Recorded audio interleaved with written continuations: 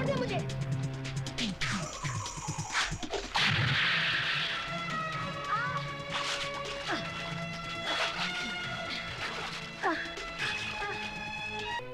My Lord, आज इस अदालत में एक बलात्कार का मुकदमा आया है। बलात्कार यानी कि एक लड़की के साथ जबरदस्ती करके उसकी इज्जत को लूटना। मेरी राय में ऐसे अपराधी को गोली मार देनी चाहिए।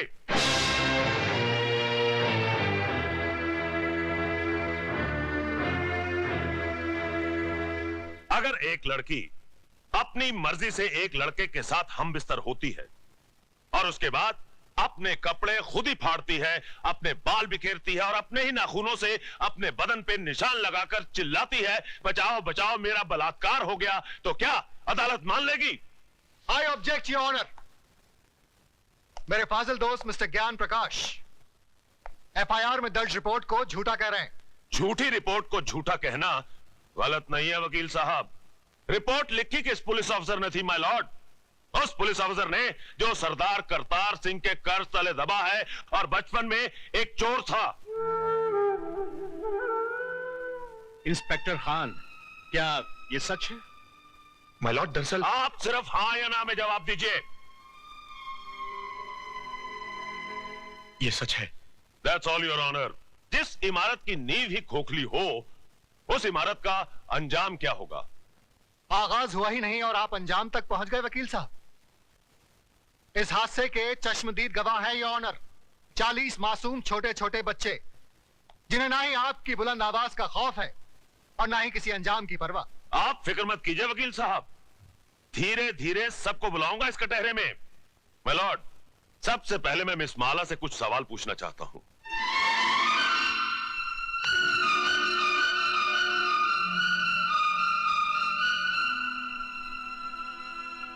मिस माला, आपका यह कहना है कि मेरे मुवक्किल मिस्टर राज ने आपके साथ बलात्कार किया, लेकिन मेरा यह कहना है कि आप अपनी मर्जी से उनके साथ हम बिस्तर हुई और उसके बाद उन्हें बदनाम करने के लिए आपने उन पे इल्जाम लगाया कि उन्होंने जबरदस्ती आपकी इज्जत ऐसा लूटी। धंधा आपके खानदान की लड़कियां करती होंगी, मैं नहीं करती। You bloody! खबरदार, जो एक भी लफ्ज गलत बोला तो आपको शर्म नहीं आती अपनी बेटी जैसी लड़की से ऐसी बात कहते हुए? मिस माला, ये मंदिर नहीं जहां पर वचन किया जाए, ये अदालत है जिसमें एक मासूम की जिंदगी का फैसला होने वाला है। जिसने मेरी जिंदगी को गाली बना दिया वो आपको मासूम लग रहा है, इसलिए कि उसने आपके जेब में हरे हरे नोट भर दिए?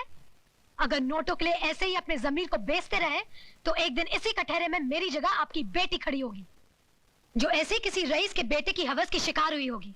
उस दिन न तो ये नोट आपके काम आएंगे और न ही आपकी आवाज गले से बाहर निकलेगी। गुनहगार को सजा दिलवाने के बजाय आप उसकी तरफदारी कर रहे हैं।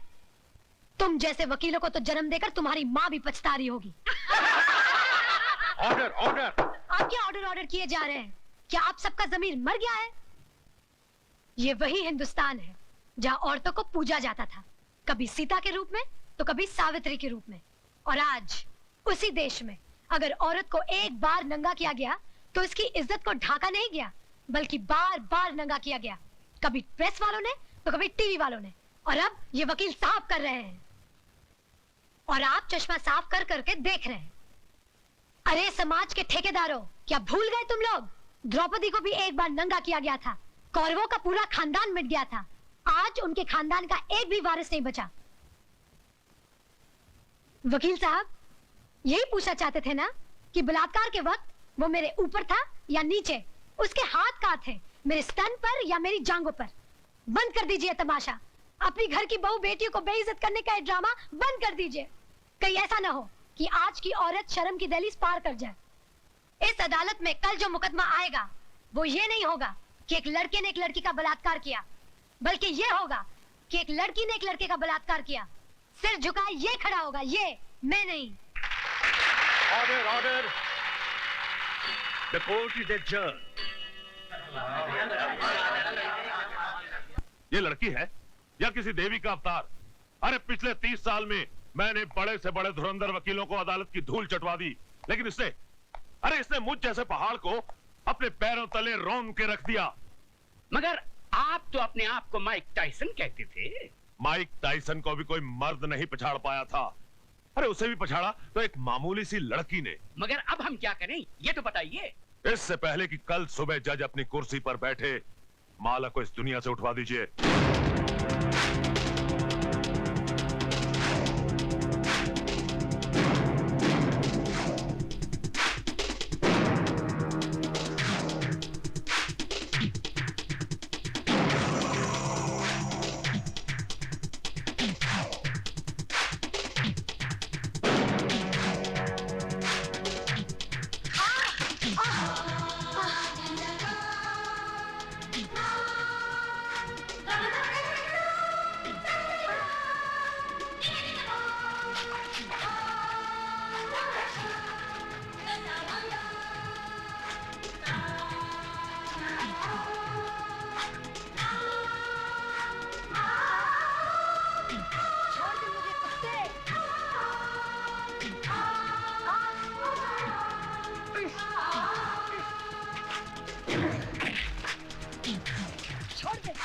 छोड़ दे मुझे।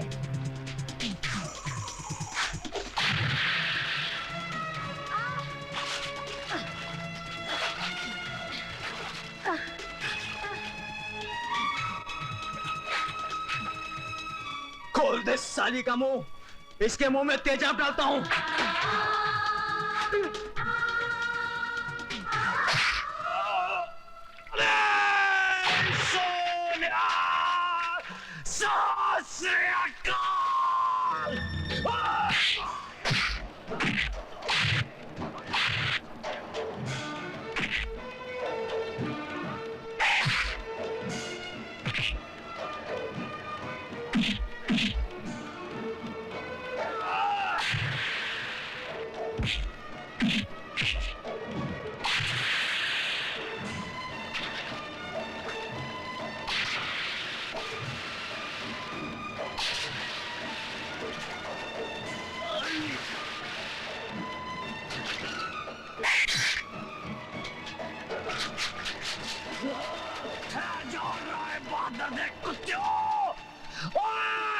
सरदार करतार सिंह तोड़े फटे चक देगा।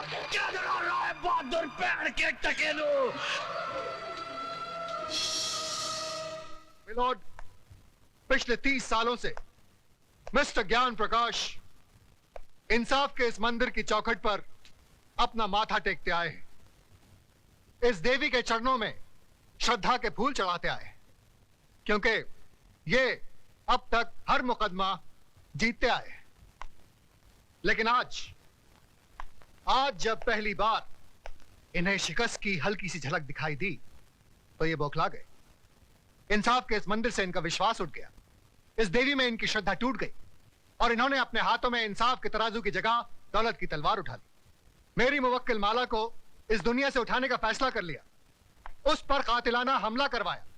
अगर यकीन नहीं आता मिलॉर्ड, तो आप खुद ही देख लीजिए माला के जिस्म पर पड़े हुए जख्मों के ये निशान। मैं अपने फाजिल दोस्त से यह पूछना चाहूंगा कि अगर इस मुकदमे का फैसला अदालत के बाहर ही करना था तो इस अदालत में आने का ढोंग क्यों रचाया जा रहा है?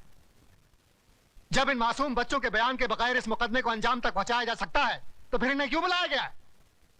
अगर ताकतवर अपनी ताकत के जोर पर ही मुकदमे का फैसला करवा सकता है तो यह अदालत क्यों बनाई गई है? अगर गरीब और बेबस को इंसाफ नहीं दिया जा सकता तो बंद कर दीजिए यह अदालत। रुक जाइए जज साहब, आप अपना फैसला सुनाए इससे पहले मैं आपसे एक सवाल पूछना चाहती हूँ। पूछो। अगर मुकदमा ये वकील साहब जीत गए तो इन्हें ढेर सारे नोट मिलेंगे और इनका मौकिल छूट जाएगा, और अगर ये वकील साहब जीत गए तो इस आदमी को 7 साल की सजा हो जाएगी। दोनों ही सूरतों में मुझे क्या मिला? कानून ने मेरे साथ क्या इंसाफ किया? जो इंसान कानून की मर्यादा को तोड़ता है, कानून ही उसे सजा देता है। मर्यादा मेरी तोड़ी गई है, कानून की नहीं। इज्जत मेरी लुटी है, कानून की नहीं। Order, order. क्या मैं माथे पे लगे इस कलंक के साथ जी सकूंगी? कौन थामेगा मेरा हाथ? कौन भरेगा मेरी मांग में सिंदूर? किसके नाम का मंगलसूत्र मैं पहनूंगी अपने गले में? अरे इस देश में तो सीता माँ को भी अग्नि परीक्षा के बाद माफ नहीं किया गया था, फिर मैं तो एक मामूली सी लड़की हूं। हर लड़की बचपन से एक ख्वाब देखती है कि एक दिन उसकी बारात आएगी, उसका राजा घोड़े पे सवार होकर उसे ब्याह कर डोली में ले जाएगा। पर मेरा ये ख्वाब ख्वाब ही रह गया। क्या मेरी बारात कभी नहीं आएगी? क्या मेरा राजा अब कभी नहीं आएगा? जज साहब, क्या मैं बिन ब्याही रह जाऊंगी? क्या मैं बिन ब्याही रह जाऊंगी?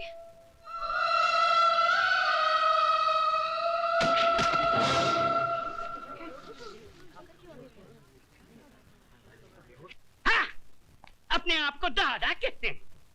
सारा शहर कांपता है इनसे, मगर एक मामूली सी लौंडिया को खत्म नहीं कर पाए। अरे लानत है तुम पे और तुम्हारे आदमियों पे। अब खड़ा खड़ा मुंह क्या देख रहा है? Get the hell out of here you stupid asshole.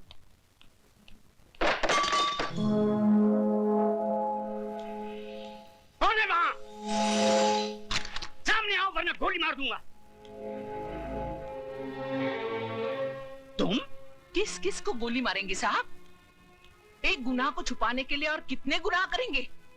पूरा शहर तुम्हारे नाम पर थूक रहा है। पूरे शहर को मिटाएंगे? साहब, इंसानी बने रहना, भगवान बनने की कोशिश मत करना, वरना वो ऐसा मिटा देगा कि ना तुम जी सकोगे ना ही मर सकोगे। तुम्हारी ये मजाल कि हमारे सामने जबान खोलो। 40 साल लगे साहब, 40 साल, तब जाके जबान खुली है। पैसों से बहुत बड़े हो गए, लेकिन इंसान छोटे रह गए। कौशल्या,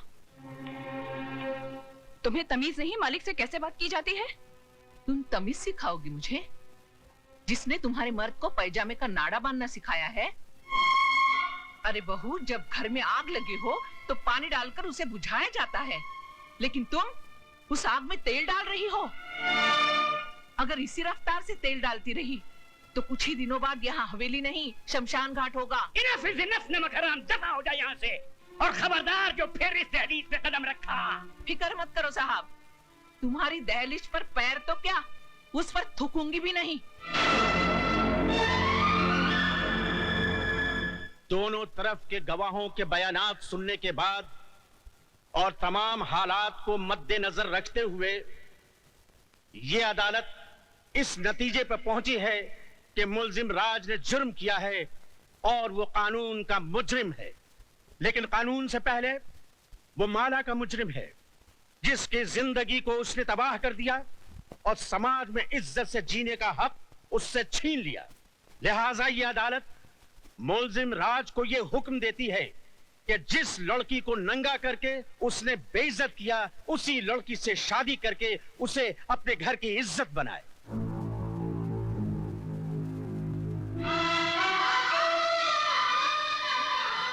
चौबीस घंटे के अंदर अंदर अदालत के इस फैसले की तामील की जाए।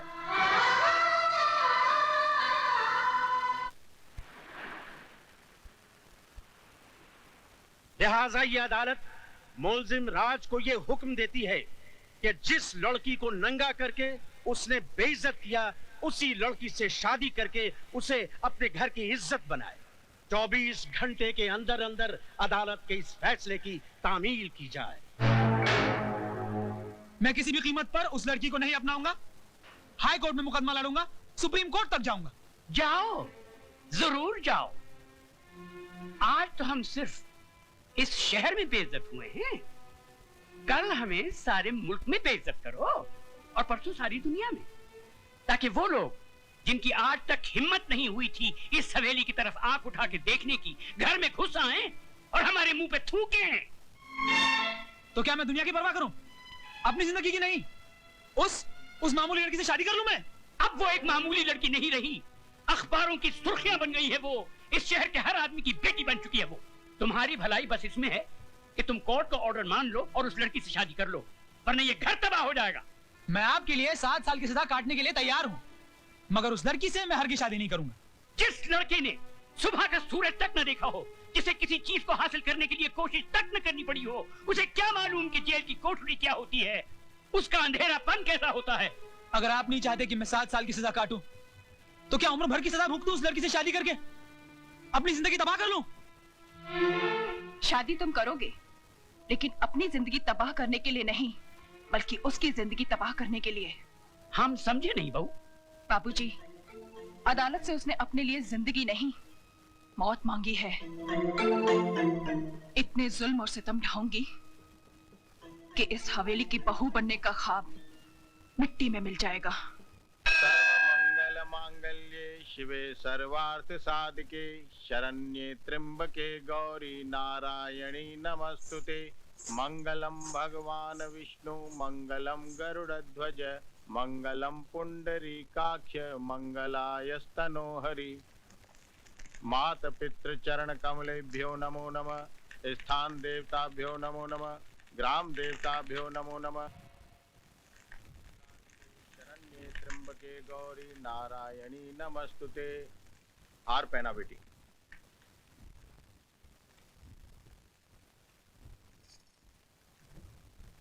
अपनी पत्नी की मांग भरो।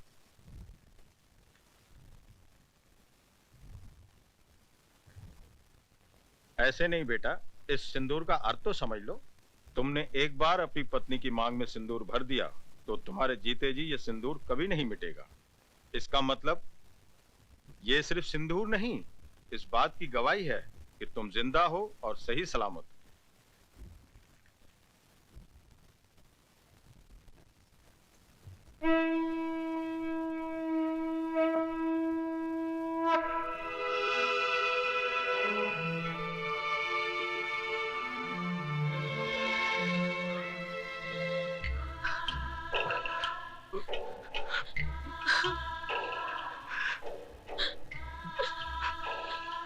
जा बेटी जा।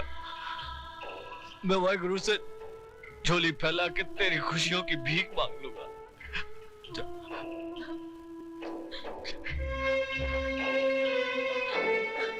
तुम्हारा अधिकार तो मैंने तुम्हें दिला दिया, लेकिन एक बात याद रखना, इस दुनिया में हक कभी मांगने से नहीं मिलता, छीनना पड़ता है।